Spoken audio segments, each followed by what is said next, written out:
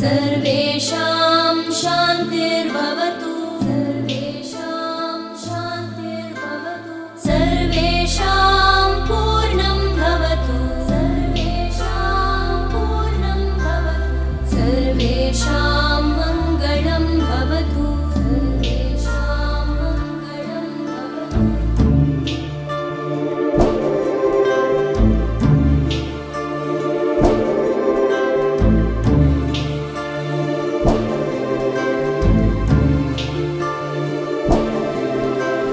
सर्वे भवन्तु सुखिनः सर्वे सन्तु निरामयाः सर्वे भद्राणि पश्यन्तु मा कश्चित् दुःखभाग् भवेत्।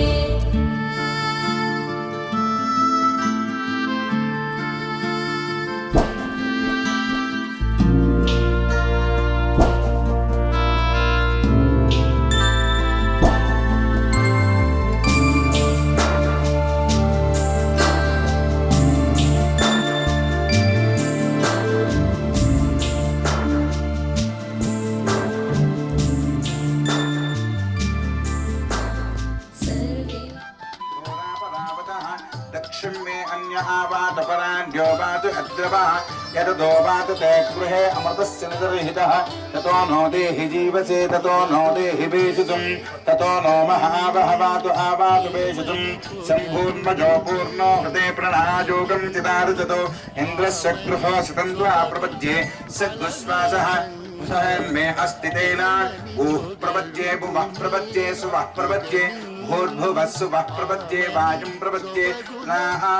పురుషులకైతే యజ్ఞోపవీత ధారణ చేస్తారు, అలా స్త్రీలకైతే రజస్వలాది సంస్కారాలు కొన్ని ఉంటాయి. తర్వాత వివాహాది సంస్కారాలు, అలా చోళకర్మ, ఇలా చెవులు గుట్టించడం అనేటటువంటి సంస్కారాలు, ఇలా ఇవన్నీ కూడా మొత్తం 16 సంస్కారాలు మనిషి జీవితంలో జరగాలి. ఆ సంస్కారాలు కలగడం ద్వారా వాడిలో దైవత్వం సిద్ధిస్తుంది. అంటే మరిచిపోయి మామూలు మనుషులుగా పరుగులు పెట్టేటటువంటి వాడు ఒకసారి ఆగి తనను తాను పరిశీలన చేసుకోవటం ప్రారంభిస్తాడు. చేసి తండ్రి గురువు అన్నమాట. గాయత్రి మంత్రాన్ని ఎవరు చెప్తారు? ఆ పిల్లవాడికి తండ్రి చెబుతాడు.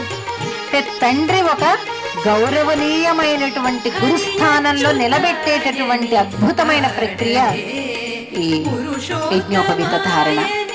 కనుక గురువు ఎప్పుడైనా శిష్యుల ఎదురుగా తప్పు చేస్తాడా? అలా తండ్రికి ఒక బ్రేక్, పిల్లల ఎదురుగా తప్పు చేయదు. గాయత్రి మంత్రాన్ని త్రికాలాలలో అనుసంధానం చేస్తూ ఉంటారో, ఎవరైతే స్మరణ చేస్తూ ఉంటారో వారి ముఖం దేదీప్యమానంగా చాలా తేజస్సుతోటి ఉంటుంది. మన ముఖ తేజస్సు శక్తి అటువంటిది. కనుక ప్రియ భగవద్ బంధువులారా, గాయత్రి మంత్రాన్ని ఎవరైతే పొందడానికి యోగ్యత అవకాశాలు ఉన్నాయో వాళ్ళందరూ కూడా చక్కగా పిల్లలకు యజ్ఞోపవీతాన్ని ధారణ చేయించి ఆ మంత్రాన్ని ఎంత వీలైతే అంత కనీసం ఉదయం పూటైనా కూడా చదువుకునేటట్లుగా ఆ పిల్లల్ని ప్రోత్సాహపరిచి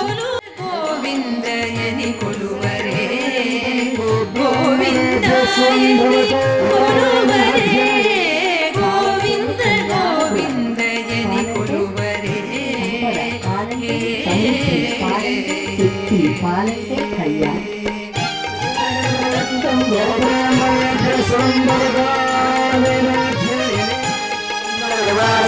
శ్రీవాసాయ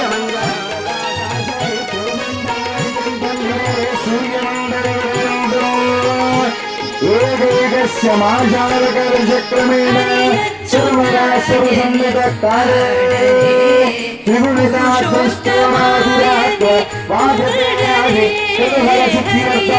అందరూ చెప్పండి మయా సహా పురుషోత్తమాయని పొగడరే పరమ పురుషాయని బలుగరే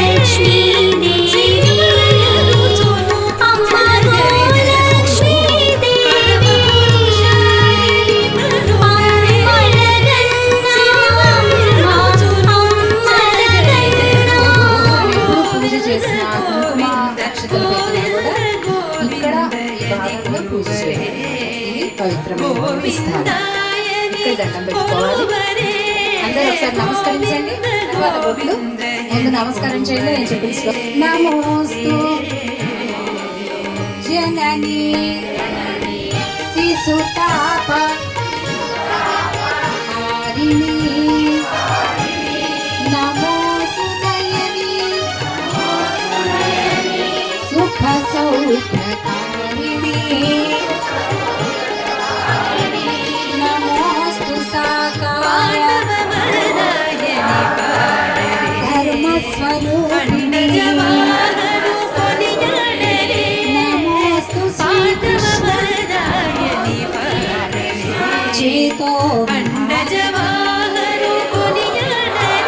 ఓం శ్రీ గోమాత్రే నమః.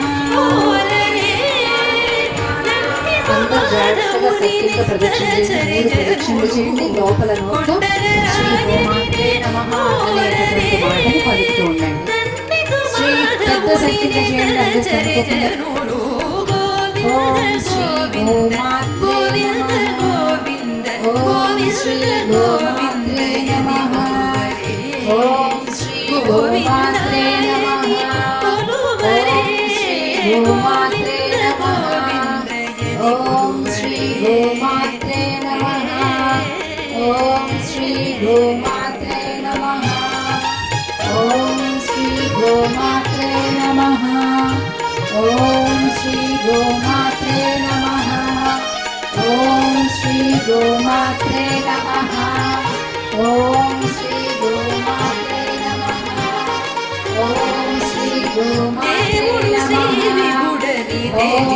గోమాత్రే నమః.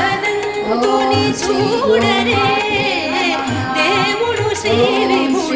గోమాత్రే నమః.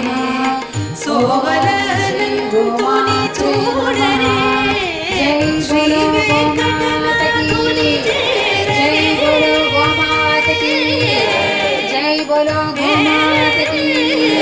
ఏడుకుండలవాడ గోవిందా గోవిందా గోవిందా. శ్రీ ఎంత ప్రదక్షిణ చేస్తే గోవుని దేవతగా భావించేటటువంటి ఈ పుణ్యభూమిలో గోవు ఎలాంటి ఆపద కష్టం కలగకూడదని, గోవధను పూర్తిగా జరగకూడదు మన భారత గడ్డ మీద అనేటటువంటి ఒక పుణ్య సంకల్పాన్ని మనం చేసుకొని భగవంతుని కోరుకుందాం. ఆ గోమాతను కూడా ప్రార్థిద్దాం. ఎంతోమంది దేవతలు ఉన్నారు, శక్తినివ్వండి, అధికారుల చెడు నిర్ణయాలు తీసుకుంటే దాన్ని ఎదిరించే శక్తినివ్వండి అని మనం దేవతలందరినీ ప్రార్థిద్దాం. మనవంతుగా మనం నిత్యం గోపూజ చేసుకుందాం. మీకు గోవులో గోలక్ష్మీ దేవి